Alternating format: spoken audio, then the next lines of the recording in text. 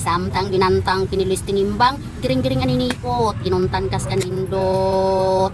Inday tutay abik kong kawasay, katikti kapino, kalibang kaglansang numero 5.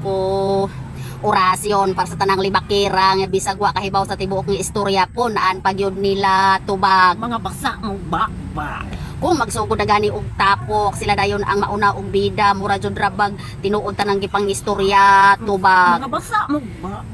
Naapay uban nga sa kakusog manghimantay lupig pay na CCTV sa inyong barangay tubag. Mga basa mo ba? Kung manlibak di jud ra ba mo ila og pamilya, kung manglibak di jud ra ba mo ila og pamilya tubag. Mga basa mo ba?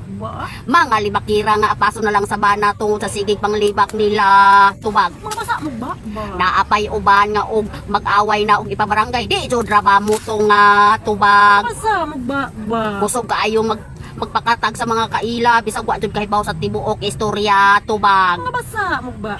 Naapay uban nga magpasangil-sangil dayon og silhig sa ilang tungkaran, imanhima nagbantay na di ay sa silingan tubag. Mga basa mo ba? Maunang ayaw gyud mo kumpiyansa kay maghiningot anay rabaya na sila tubag. Basa o ba? Ang mga Banang marites. atong Remos.